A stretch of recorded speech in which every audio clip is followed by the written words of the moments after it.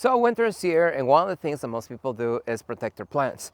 You're expecting frost tonight, you go out there, you protect your plant, and then you think you're okay. Then the next morning you get up, check on your plant, and your plant is dead.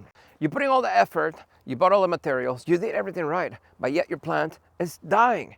Why is going on? Well, in today's episode, we are going to be talking about cold protection, because cold protection is one of those things that most people don't think about out there, especially when growing tropical plants in non-tropical areas. So if you want to find out why your plant is dying in the winter, even after protecting it, well, stick to the end.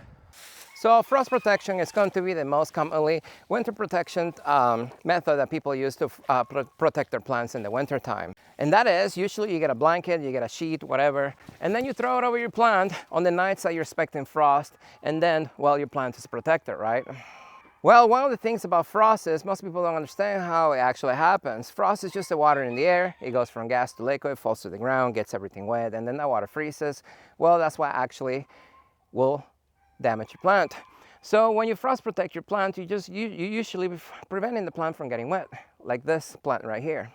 But what happens if you protect your plant and your plant still takes damage? You go out there the next morning, you cover your plant, you spend all the time, all the money buying specialty materials to protect your plant, and then yet your plant still takes damage or even dies. So if you cover your plant and your plant still took damage, there are two reasons this happened. Reason number one, which is usually the most common reason, that is, well, most people will cover the top of the plant, but the bottom will be uncovered, or the sides.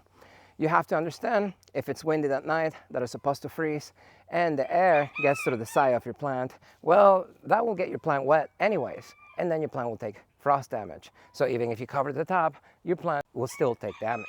So let's say you fully protected your plant, you make sure the frost cloth or the sheet or whatever was going all the way down to the ground, you secured everything so it didn't blow away in the middle of the night, and yet you go out there the next morning and your plant took damage or your plant is dead. What happened there? So that brings us to today's topic, and that is cold protection. So the main difference between cold protection and frost protection is frost protection, you just cover in your plant. You don't want anything, you don't want ice from touching your plant. But cold protection is different. Cold protection, you need to change the ambient temperature around your plant. Look, if you cover your plant, yes, you're protecting it from the ice, right? But you have to understand, it's still going to be cold in there. And there are some plants out there that are sensitive that will actually take damage from the ambient temperature.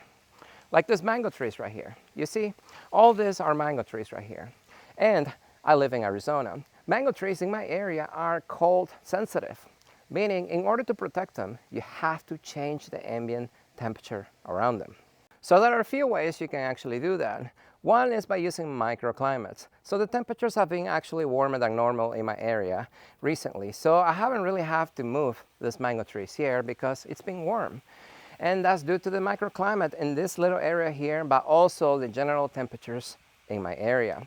So combine the two, and my trees are safe and they look great for right now at least, and I haven't had to do anything. But you cannot rely 100% on microclimates, because you have to understand microclimates will change, and they can change within a few hours, days, or even a few weeks. So when you get complacent, that is when your plants are going to die.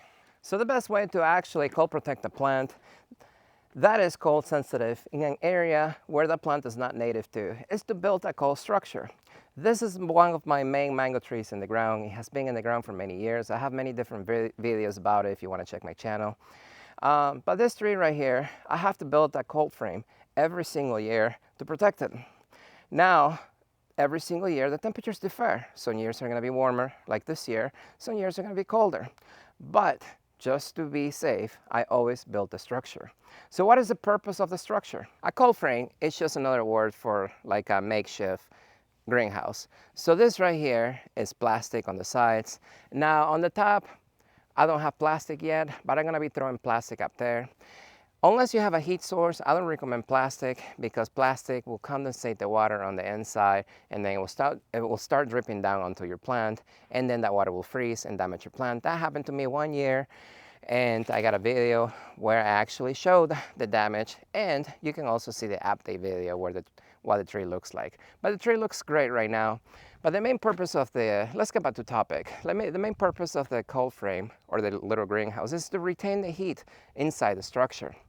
Now the structure by itself will actually sustain the temperatures inside for a few degrees. Now, personally, what I've noticed in this general area right here, this structure right here will actually keep the temperature inside about 5 degrees warmer than the outside temperature. That may be enough to keep your tree alive, or it may not. So for that reason, don't just rely on the actual cold frame to protect your plant. You may get away with it in some areas, or you may not in colder areas.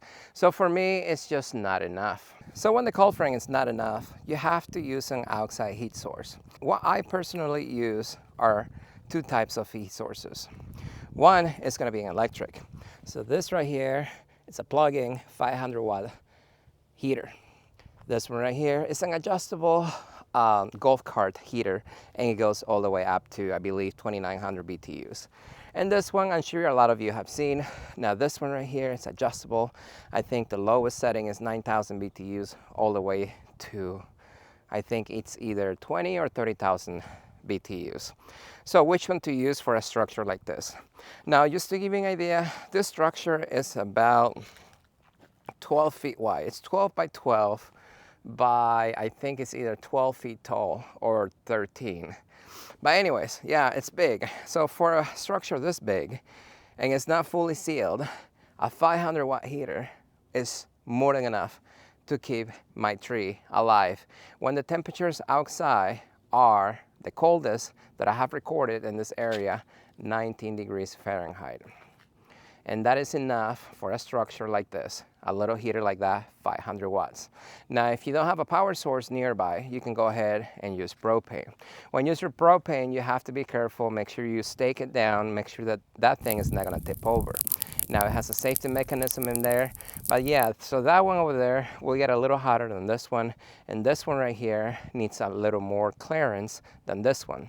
So, because it gets hot, and then you don't want it touching the plastic or the brush or anything in there because it's gonna catch on fire. Now, this big one here, when do you use a big one like that? So this right here is my sapodilla, also known as zapote, chico, chiku. It just depends what part of the world you live in. So this tree right here, it's just a little too big and it's too complicated to build a structure.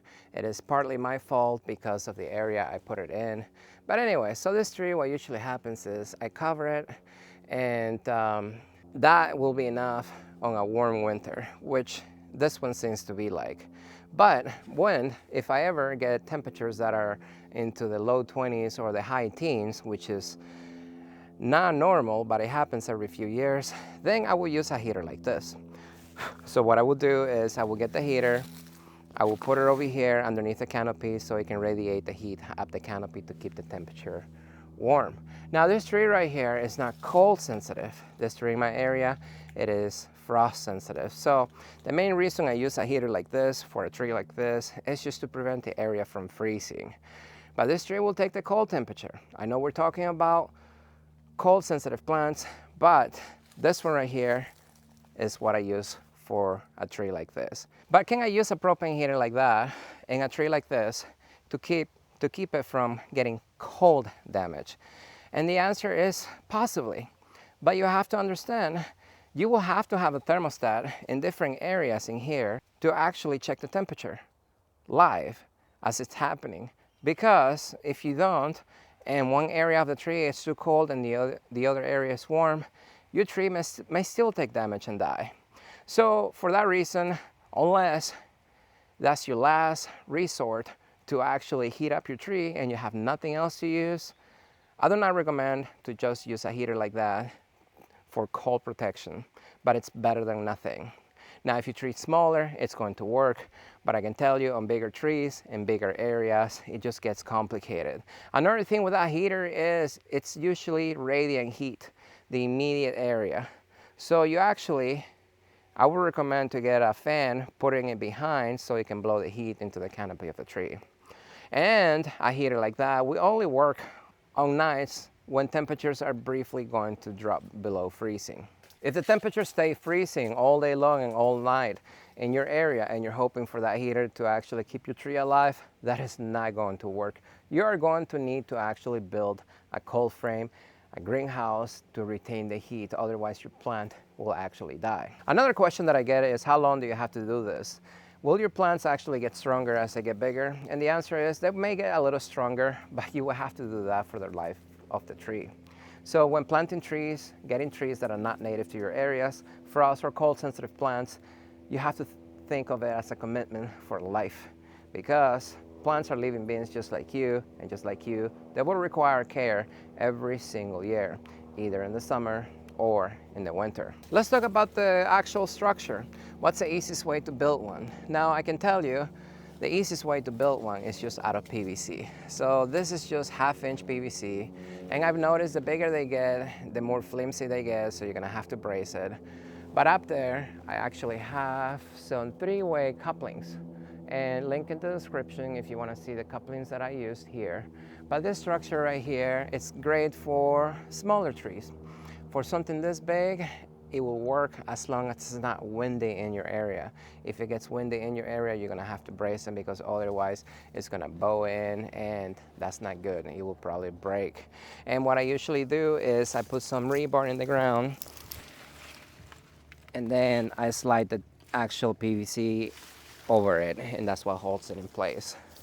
For a more permanent construction, I would recommend something like conduit. This right here is 1.25 inch conduit, and then I just got it braced around with 2x4s. I used lag bolts. I didn't use screws because I've noticed they bend and then they break when the wind hits it. But this right here has sustained heavy winds. And this area out here, I get a lot of wind in the winter time. So at this structure, I usually don't take it down anymore. It stays up all year round because it just takes too long to put together. But something like this, I keep permanently for my trees, so that way I can use it for shade in the summer and for cold protection in the winter time. So that's it, everybody. If you're protecting your trees and they are still taking damage after covering them the night before, well, now you know why, because some plants are just cold sensitive. How can you tell if your plant's cold sensitive or frost sensitive? Well, I have a lot of videos in my channel. You can actually check them out. I may have a review video on your specific tree, but if not, you can always ask. And the more tropical your tree, the probability of that tree being cold sensitive are a lot higher. But when in doubt, always protect your plants. It's always better to be safe than to be sorry. As always, if you liked the video, don't forget to like it. If you haven't subscribed, what are you waiting for? And I will see you next time.